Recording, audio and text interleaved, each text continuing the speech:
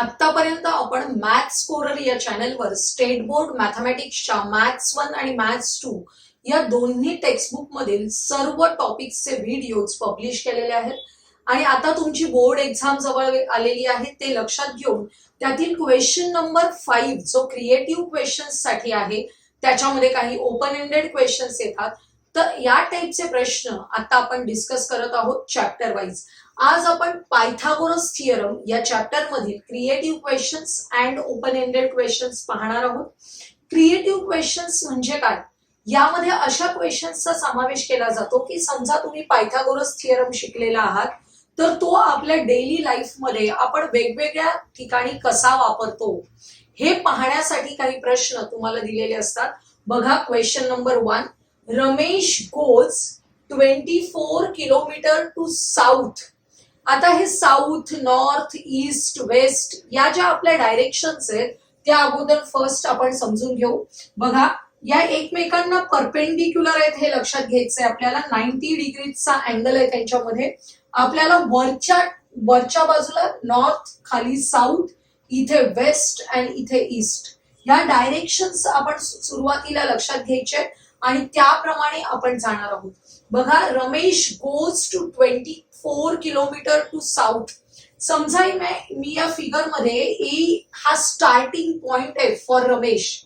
रमेशने ए पासून सुरुवात केलेली आहे, हा स्टार्टिंग पॉइंट आहे आणि तो 24 किलोमीटर टू साउथ। साउथ खालच्या बाजूला आहे तुमच्या लक्षात येते।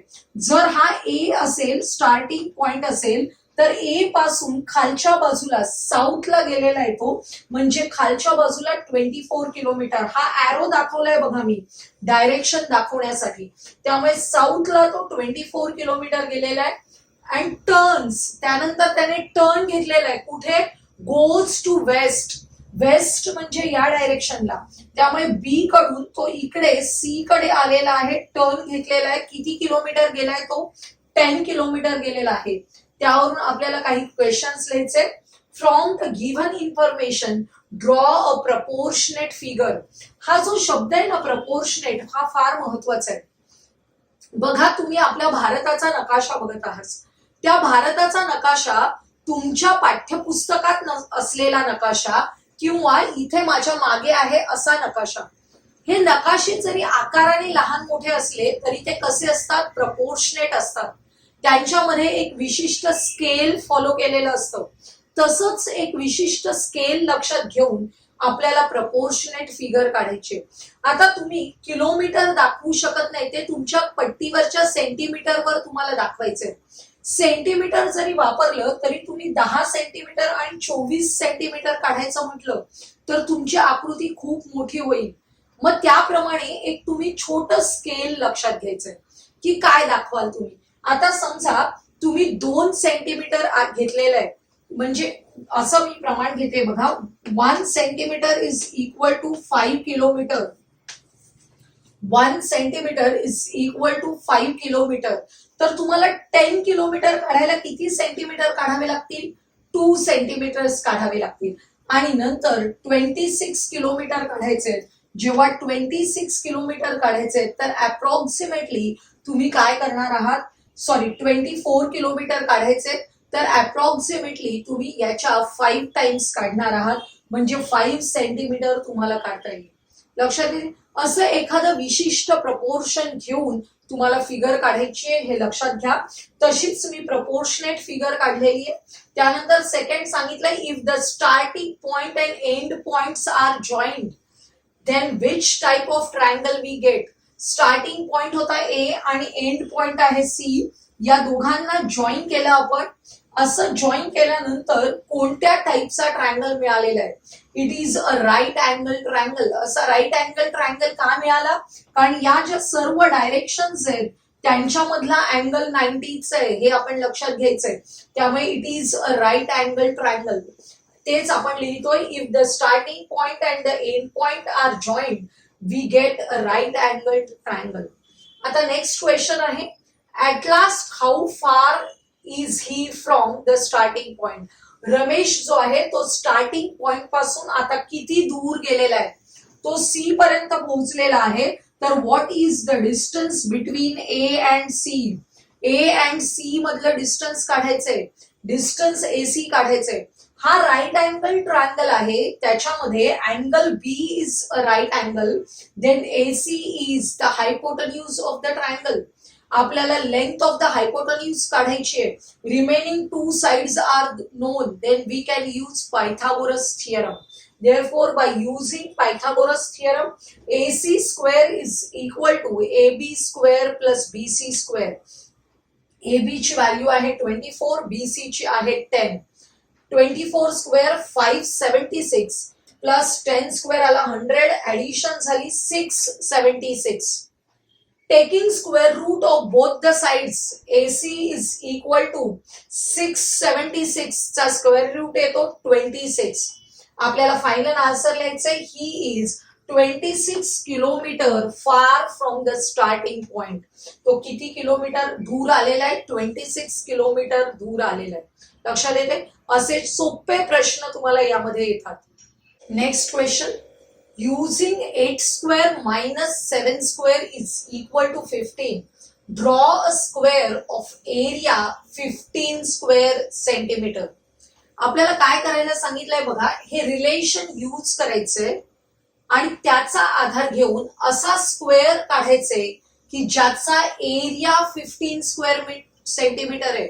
आता बघा, हा जो स्क्वेअर आहे, या स्क्वेअरचा जर each side is equal to a असेल, each side of a square is equal to a असेल, तर एरिया इज इक्वल टू काय असतो? A square, side square. आपल्याला एरिया किती हवाय? 15 स्क्वेअर सेंटीमीटर. याचाच अर्थ ए स्क्वेअर ची व्हॅल्यू आहे 15, एरिया हवाय 15, म्हणजेच ए स्क्वेअर ची व्हॅल्यू किती आहे? 15. याच्यावरून साइड ऑफ अ स्क्वेअर किती असायला पाहिजे? Taking square root of both the sides, a ची व्हॅल्यू असायला पाहिजे स्क्वेअर रूट ऑफ 15. म्हणजे आपल्याला असा स्क्वेअर काढायचंय की ज्याची each side is equal to किती आहे? 15, स्क्वेअर रूट ऑफ 15 आहे. आणि हे लक्षात घेऊन स्क्वेअर रूट ऑफ 15 आपल्याला काढता येईल का पट्टीच्या सहाय्याने? नाही. मग तो स्क्वेअर रूट ऑफ 15 काढता येण्यासाठी आपल्याला हे रिलेशन दिलेलं आहे, त्याचा यूज करायचंय. बघा रिलेशन कसं आहे, 8 square minus 7 square is equal to 15. हा स्क्वेअर 7 स्क्वेअर मी अपोजिट साइडला नेला, काय होणार आहे? 8 square is equal to 7 square plus हा जो 15 आहे तो मी असा रिप्रेझेंट करते square root of 15 bracket square. Value change होत नाहीये, वेगळ्या प्रकारे त्याला रिप्रेझेंट केलेलं आहे. याच्यावरून आपल्याला काय कळतं की हा जो 8 आहे तो हायपोटेन्यूज घेतला तर या remaining two sides of right angle triangle आहेत. मी राईट अँगल ट्रायंगलची रफ फिगर काढलेली आहे. ट्रायंगल एबीसी असा काढावा लागेल मला, ज्याची हायपोटेन्यूज आहे 8 centimetre and one of the side is 7 centimetre.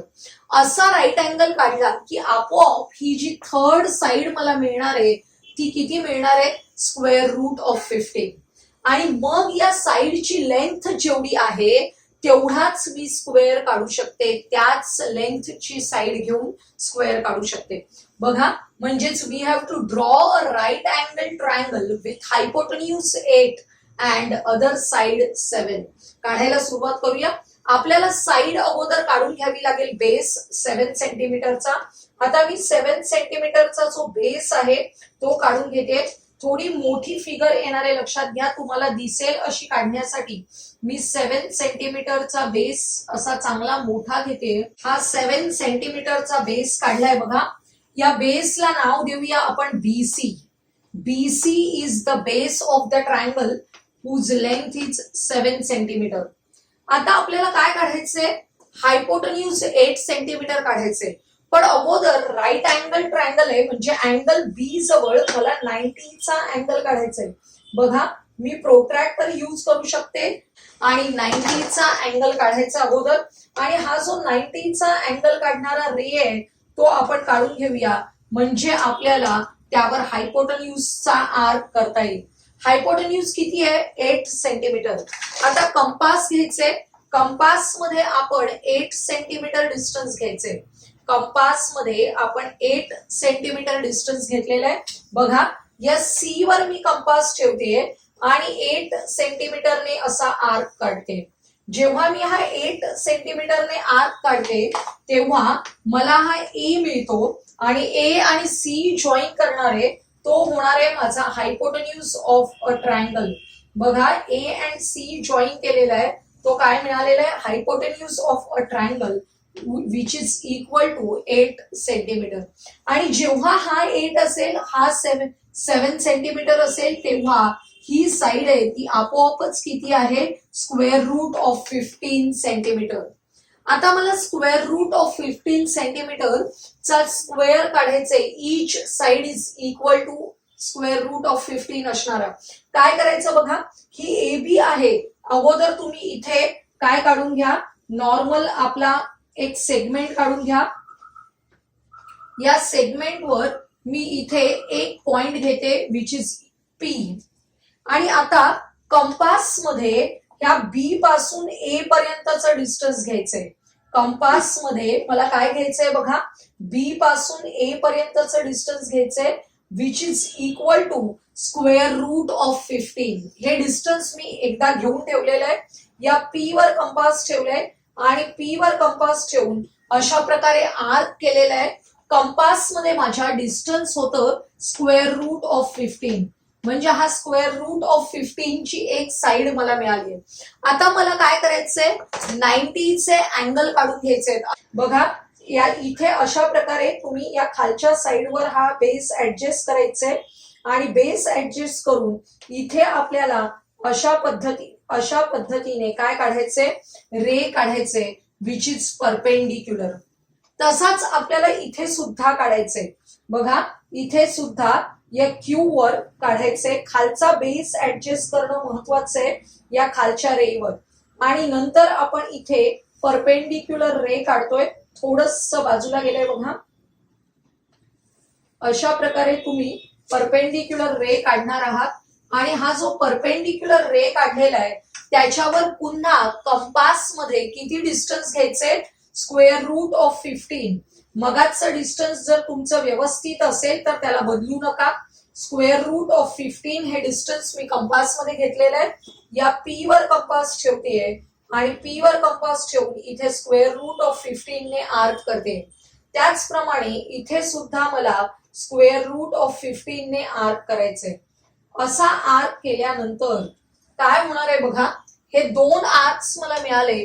या आर्क्स ना जॉईन करते मी.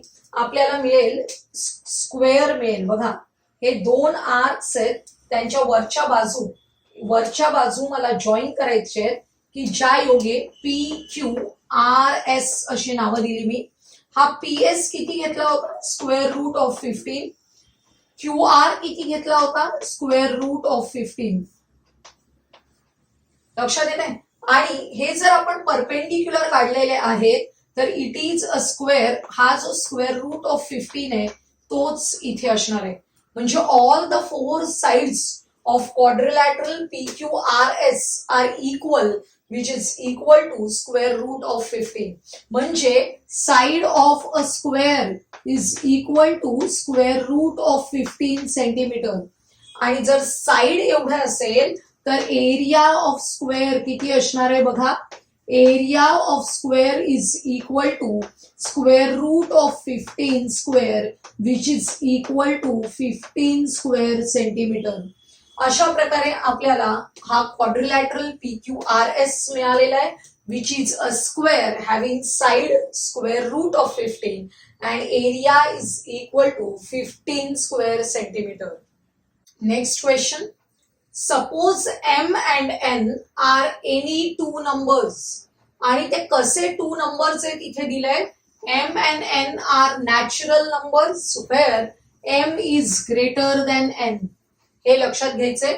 If m square minus n square, 2mn and m square plus n square are the 3 sides of right angled triangle, then write any 2 Pythagorean triplets. याचा उपयोग करून आपल्याला कोणतेही 3 Pythagorean triplets लिहायचे. याच्यामध्ये जे एम आणि एन आहेत ते आपल्याला नॅचरल नंबर्स घ्यायचे, where M is greater than N. प्रत्येक स्टुडंट आपल्याला पाहिजे त्या व्हॅल्यूज घेऊ शकतो, सोप्या व्हॅल्यूज घ्यायच्या आहेत. त्यामुळे असे जे प्रश्न आहेत त्या प्रश्नांना आपण ओपन एंडेड क्वेश्चन्स असं म्हणतो. त्या ओपन एंडेड क्वेश्चन्स मध्ये आपल्याला पाहिजे त्या व्हॅल्यू आपल्याला घेता येतात. आपल्याला दिलेले जे ट्रायंगल आहे, right angle triangle, whose sides are m square minus n square, 2mn and m square plus n square, याचाच यूज करून आपल्याला ट्रिपलेट मिळवायचे. बघा, first for m is equal to 3, n is equal to 2, m ची value n पेक्षा greater असली पाहिजे तरच आपल्याला ट्रिपलेट मिळणार आहे, लक्षात घ्या. आता बघा, m is equal to 3, n is equal to 2, m square minus n square ची व्हॅल्यू काढली, 3 square minus 2 square, 9 minus 4 is equal to 5. Next side 2mn, 2 into 3 into 2 which is equal to 12. Last m square plus n square काढायचे, 3 square plus 2 square, 9 plus 4 is equal to 13. म्हणजे काय sides आल्या बघा, 5, 12 and 13. 5, 12 and 13 is a Pythagorean triplet. आपल्याला Pythagorean triplets मिळत आहेत. Second बघा, for m is equal to 4 and n is equal to 1. मी n ची व्हॅल्यू 1 घेतली आहे, तुम्ही 2, 3 काही घेऊ शकता. बघा, m is equal to 4, n is equal to 1 substitute केले, m square minus n square ची value 16 minus 1 which is equal to 15 मिळाली. 2mn काढायचे, 2 into 4 into 1 which is equal to 8. त्यानंतर m square plus n square काढायचे, 4 square plus 1 square that is 16 plus 1 is equal to 17.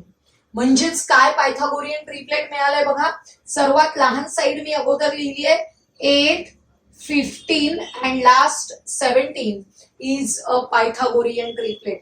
अशा प्रकारे दोन Pythagorean triplets तुम्ही काढू शकता. हा ओपन एंडेड क्वेश्चन आहे, हे लक्षात घ्या. Next question, draw a right angle triangle having angles 30 degrees, 60 degrees, 90 degrees. असा राईट अँगल ट्रायंगल काढायचा आहे आपल्याला. Indicate the length of the sides by using proper numbers. आपल्याला लेंथ ऑफ द साइड्स दाखवायचे by using proper numbers which satisfy the 30, 60, 90 triangle theorem. 30, 60, 90 triangle theorem satisfy झाला पाहिजे अशा आपल्याला length of the sides indicate करायचे. आपण रफच figure काढायची, तरी पण साधारण प्रपोर्शनेट काढायची. प्रपोर्शनेट म्हणण्यापेक्षा 30, 60, 90 दिसेल अशी काढायची आहे. बघा, अकॉर्डिंग टू 30, 60, 90 थिअरम, काय थिअरम सांगतो आपल्याला की साइड अपोजिट टू 30 डिग्रीज म्हणजेच A B is equal to half of the hypotenuse. हायपोटन्यूजच्या हाफ म्हणजे हाफ ऑफ द एसी असणार आहे. A B is equal to half AC side opposite to 30 degrees. आता साइड अपोजिट टू 60 डिग्रीज म्हणजेच BC, BC ची length काय असणार आहे, it is √3/2 times AC. AC म्हणजेच हायपोटन्यूजच्या √3/2 टाइम्स असते साइड अपोजिट टू 60 डिग्रीज. हा आपल्याला 30, 60, 90 थिअरम माहिती आहे, त्याचा यूज करून आपल्याला length of the sides indicate करायचे. आपण सोप्या व्हॅल्यूज घ्यायचे. बघा, हा जो एसी आहे या एसी ची व्हॅल्यू आपण सुरुवातीला लक्षात घ्यायची. बघा, suppose AC is equal to, AC ची व्हॅल्यू मी घेतली 10 सेंटीमीटर. एसी म्हणजेच हायपोटन्यूज आहे. एसी जर मी 10 सेंटीमीटर घेतला तर एबी मला किती दाखवावं लागेल. AB is equal to, AB is the side opposite to 30 degrees. कशी असते, हाफ ऑफ द एसी म्हणजेच half of 10 which is equal to 5 centimetre. म्हणजेच एबी आपल्याला दाखवायचंय 5 सेंटीमीटरने. इथे आता बीसी, बीसी कसा आहे, साइड अपोजिट टू 60 डिग्रीज. म्हणजे मला बीसी काढायचंय विच इज √3/2 टाइम्स एसी. √3/2 आणि एसी ची लेंथ आपण 10 घेतलेली आहे. या 2 ने 10 ला डिव्हाइड करायचंय म्हणजे 5√3 सेंटीमीटर असं मला बीसी ची लेंथ मिळणार आहे. 5√3 सेंटीमीटर. प्रत्येक विद्यार्थी या एसी ची व्हॅल्यू वेगळी घेऊ शकतो. मी 10 घेतली आहे, तुम्ही 12, 16, 14 काही घेऊ शकता आणि त्याप्रमाणे तुमच्या रिमेनिंग 2 साइड्स चेंज होणार आहेत. लक्षात येत आहे. पण कोणता थिअरम इथे सॅटिस्फाय झाला पाहिजे? 30, 60, 90 थिअरम. हा सुद्धा ओपन एंडेड क्वेश्चन आहे. का ओपन एंडेड क्वेश्चन आहे? कारण तुम्हाला स्वातंत्र्य आहे, तुम्ही कोणत्याही व्हॅल्यूज घेऊ शकता. याच्यामध्ये हायपोटेन्यूज चेंज होईल, त्याप्रमाणे A B and B C सुद्धा चेंज होणार आहे. आजच्या या व्हिडिओमध्ये आपण creative questions and open ended questions based on Pythagoras theorem बघितले. आजचा हा व्हिडिओ तुम्हाला आवडला असेल तर लाईक करा, तुमच्या मित्रमैत्रिणींना शेअर करा आणि पुढील महत्वाचे असेच व्हिडिओ पाहण्यासाठी आपल्या चॅनलला सबस्क्राईब करायला विसरू नका.